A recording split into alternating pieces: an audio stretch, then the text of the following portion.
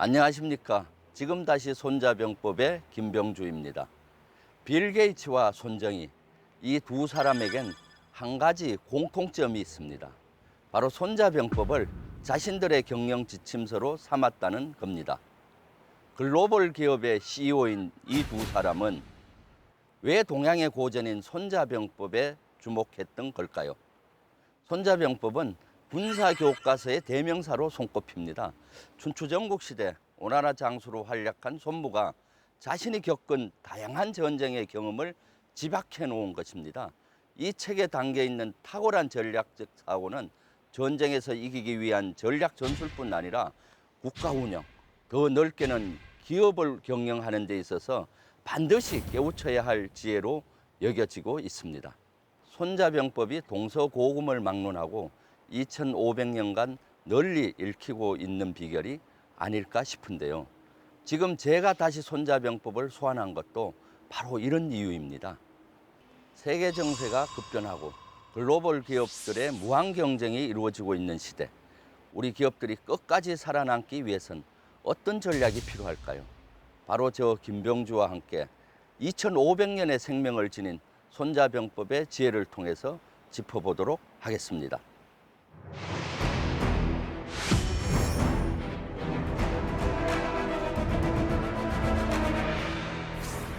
혹시 손자병법의 도천지장법을 들어보셨습니까? 전쟁을 하기 전에 과연 승산이 있는지 짚어봐야 할 5가지 항목에 대해서 손자가 짚어준 겁니다. 여기서 도는 대의, 천은 기상과 시기, 진은 공간, 장은 장수, 그리고 법을 말합니다. 5가지 모두 전쟁에서 이기기 위해 꼭 필요한 요소들이죠. 그런데 손자는 이 중에서도 도가 가장 중요하다고 강조했습니다. 그 이유가 무엇일까요? 우리는 흔히 도에 대해서 사람이 마땅히 지켜야 할 이치라고 배워왔습니다. 그래서 정도를 걸어라 혹은 도를 넘지 말라라는 표현을 자주 쓰곤 합니다. 하지만 손자가 말한 도는 조금 다르죠. 임금과 백성이 한 뜻으로 뭉쳐 단결하는 것을 의미합니다. 현대적으로 해석하자면 지도자의 비전이나 대의 명분 아래 전 국민이 하나로 뭉치는 것을 말합니다. 실제로 국가 운명이 걸린 전쟁에서 도를 이루는 것이 얼마나 중요한지를 단적으로 보여주는 사례가 있습니다. 시청자 여러분, 결국 정부가 IMF 구제금융을 통해서 위환 위기를 극복하기로 했습니다. 1997년 IMF 경제위기 당시 국민들이 자발적으로 펼친 금모으기 운동 기억하십니까?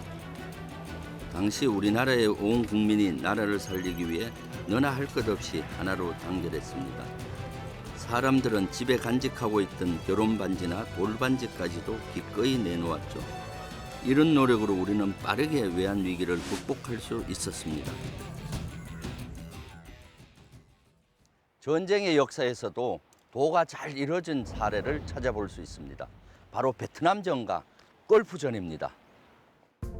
I can report to the nation, aggression is defeated, the war is over.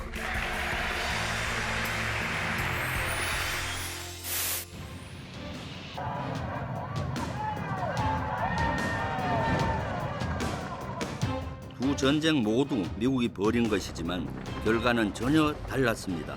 베트남전 때 미국은 압도적인 군사력을 가졌음에도 불구하고 승리를 거두지 못하고 철수했습니다. 당시 종이호랑이라는 조롱까지 받아야 했었죠. 그런데 미국은 1991년 걸프전에서 대승을 거뒀습니다. 명실상부 세계 최강 국가로 자리매김한 건데요. 어떻게 동일한 국가가 치른 전쟁의 결과가 이렇게 다를 수 있었던 걸까요? 1960년 당시 베트남의 상황은 한반도와 비슷했습니다. 자유민주주의 국가인 남베트남과 공산주의 국가인 북베트남으로 갈라져 있었던 건데요. 북베트남의 초대 대통령이자 공산주의자였던 호치민은 남베트남을 공산화시키기 위해 호시탐탐 공격을 해왔습니다. 당시 남베트남에는 베트콩이라는 게릴라 세력이 존재했습니다. 자체적으로 남베트남을 무너뜨리고 공산화시키려는 세력이었죠. 호치민은 이러한 베트콩 세력을 적극 지원했고 베트콩들은 남베트남에 많은 혼란을 일으키곤 했습니다. 당시 미국은 이런 남베트남의 상황을 크게 우려하고 있었습니다. 북베트남이 원하는 대로 남베트남이 공산화돼 버리면은 동남아시아의 국가들이 그야말로 도미노처럼 차례로 공산화될까 걱정됐기 때문입니다. 결국 미국은 고심 끝에 베트남전을 벌이게 됩니다.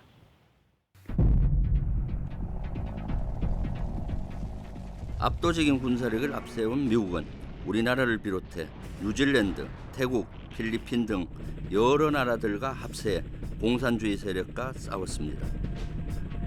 그런데 전쟁 초반엔 우위를 보였지만 그 기세가 오래 가진 못했습니다. 북베트남의 정규군 그리고 남베트남의 베트콩 양쪽 모두를 상대로 전쟁을 해야 했기 때문입니다. 그런데 미국이 베트남전에서 패하게 된 가장 결정적인 사건은 따로 있었습니다.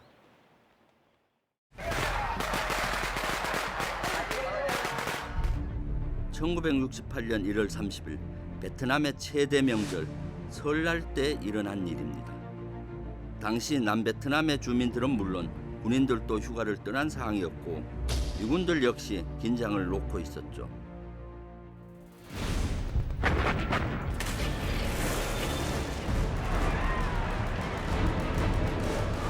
북베트남군과 남베트남의 베트콩은 동시다발적으로 남베트남을 공격했습니다.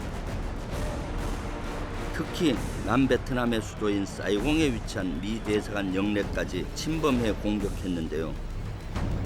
그날 미군들이 죽어가고 성조기가 불타는 장면이 그대로 언론에 보도되면서 미국 사회는 그야말로 큰 충격에 휩싸였습니다.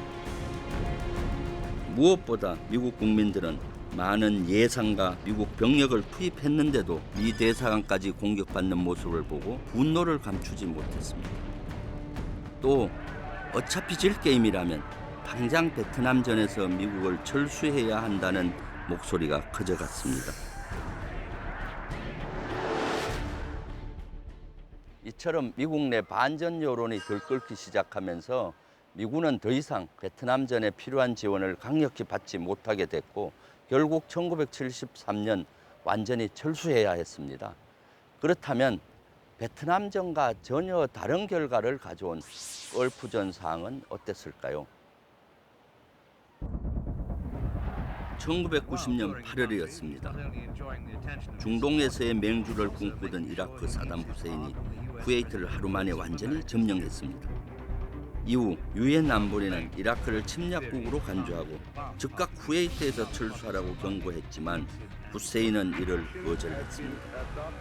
후세인의 만행을 지켜본 국제사회는 일제히 분노했습니다. 그가 중동의 산유국을 마음대로 조종하는 상황을 두고 볼 수 없었기 때문입니다. 이에 미국은 국제적인 여론을 조성해 34개 국가와 함께 이라크를 상대로 전쟁을 벌였습니다.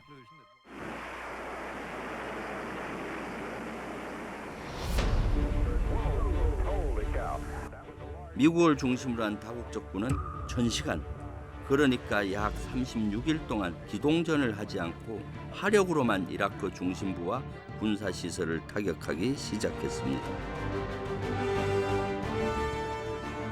미국이 공세를 퍼부은 결과는 어땠을까요? 이라크군은 거의 마비됐고 다국적 군은 지상군을 투입한 지 4일 만에 압도적으로 승리하게 됩니다. 이라크를 쿠웨이트로부터 축출하는 데 성공한 것이죠. 이처럼 전쟁을 하는 데 있어서 도, 즉 하나의 목표 아래 모두가 뭉쳐 단결하는 것은 가장 기본적인 전쟁 조건이 됩니다. 기업 경영에 있어서도 마찬가지입니다. CEO를 비롯한 전 구성원이 기업의 비전이나 미션 아래 뭉치고 단결할 때 비로소 다른 기업보다 우위의 경쟁력을 갖출 수 있습니다. 최근 한 기업의 사례만 봐도 손자의 도가 얼마나 중요한지 극명하게 알 수 있습니다. 애플과 아마존 그리고 구글까지 내노라는 글로벌 기업들을 물리치고 현재 미국 주식시장에서 시가총액 1위를 달성하고 있는 기업 마이크로소프트를 한번 살펴보겠습니다. 마이크로소프트는 PC 시대에 MS-DOS와 윈도우, 오피스와 같은 무기를 앞세워 전성기를 누렸던 기업이죠. 마이크로소프트를 창업한 빌 게이츠와 폴 앨런은 모든 가정과 책상에 컴퓨터를 공급하겠다는 하나의 미션을 가지고 출발해 큰 성공을 거둘 수 있었습니다. 하지만 마이크로소프트의 영광도 오래가지 못했습니다.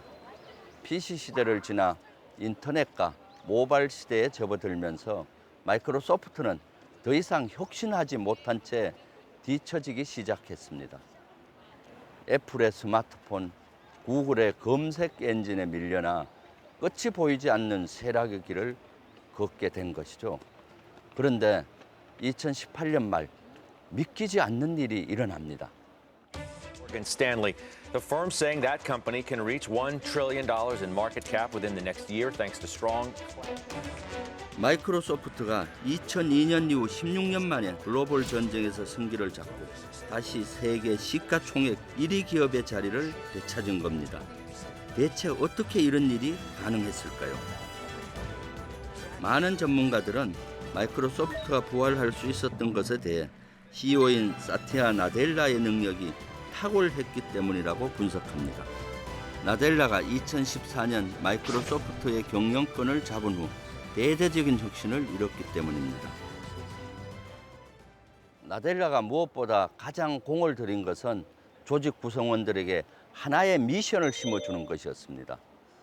마이크로소프트가 초창기에 모든 가정과 책상에 컴퓨터를 공급하겠다는 미션을 향해 뛰었다면 이제는 그보다 한 발 더 나아가 지구상의 모든 사람들이 더 많은 걸 이룰 수 있도록 기술적으로 돕겠다는 단 하나의 목표를 향해 뛰게 만든 것이죠.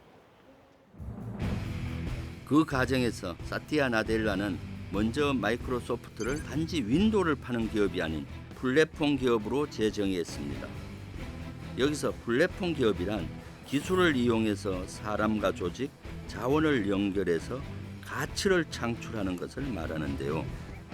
마이크로소프트의 경우에는 모바일과 클라우드에서 새로운 성장 동력을 찾은 것이죠.